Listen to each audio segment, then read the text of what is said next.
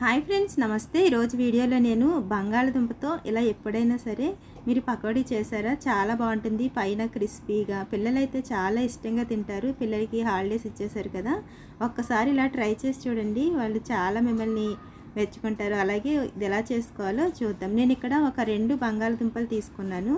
ఇది తీసుకున్న తర్వాత మనం దీన్ని పీల్ తీసుకుని ఇది గ్రేటర్ ఉంటుంది కదా, దాంతో ఇలాగా గ్రేట్ చేసుకోవాలి. చూడండి, వాటర్లో చేసుకోండి ఫ్రెండ్స్, ఎందుకంటే దీంట్లో స్టార్చ్ ఉంటుంది కదా, అది నల్లగా అయిపోతుంది మనం బయటికి తీసిన తర్వాత. అలా 2 సార్లు కడిగిన తర్వాత ఇప్పుడు మనము ఇలా గట్టిగా పిండి ఒక బౌల్లోకి వేసుకోవాలి.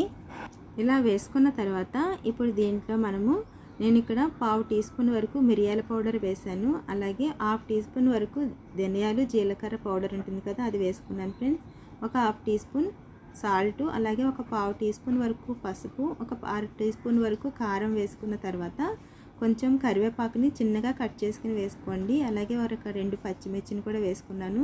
అలాగే మనకి కొత్తిమీర ఉంటుంది కదా, దాన్ని కూడా సన్నగా చాప్ చేసుకుని వేసుకోండి. వేసుకున్న తర్వాత ఇప్పుడు నేను ఇక్కడ ఒక 3 నుంచి 4 స్పూన్ల వరకు శనగపిండి, ఒక 4 స్పూన్ల వరకు బియ్యం పిండి వేసుకుని ఇదంతా ఇలాగా కలుపుకోండి. దీంట్లో మనకి వాటర్ వేసుకొని అవసరం లేదు, ఎందుకంటే మనకి బంగాళదుంపలో ఉన్న వాటర్ సరిపోతుంది. ఇదంతా గట్టిగా కలుపుకోవాలి.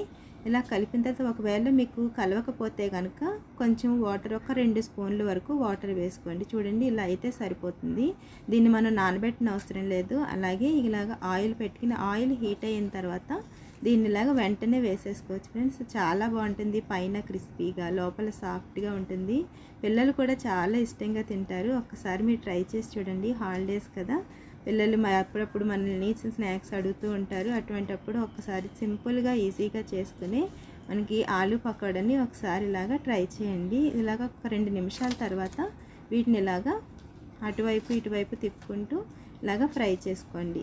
అలాగే కొంచెం కరివేపాకు కూడా వేసుకున్నాను. వేసుకుని ఇదంతా కొంచెం బ్రౌన్ కలర్ వచ్చేటట్టు కింద ఇలాగ ఫ్రై చేసుకోండి ఫ్రెండ్స్. ఇలా ఫ్రై చేసుకున్న తర్వాత ఇలాగ మనం తీసేసుకోవడమే. టేస్టీ బంగాళదుంప పకోడీని ఒకసారి మీరు కూడా ట్రై చేయండి. మీకు ఎలా వచ్చిందో నాకు కామెంట్ బాక్స్లో కామెంట్ చేయండి ఫ్రెండ్స్. అలాగే మీకు నచ్చినట్లయితే లైక్ చేయడం మాత్రం మర్చిపోవద్దు ఫ్రెండ్స్. అలాగే మీ ఫ్రెండ్స్ అండ్ ఫ్యామిలీస్కి షేర్ చేయండి. చూసారు కదా friends. Okay friends, thanks for watching.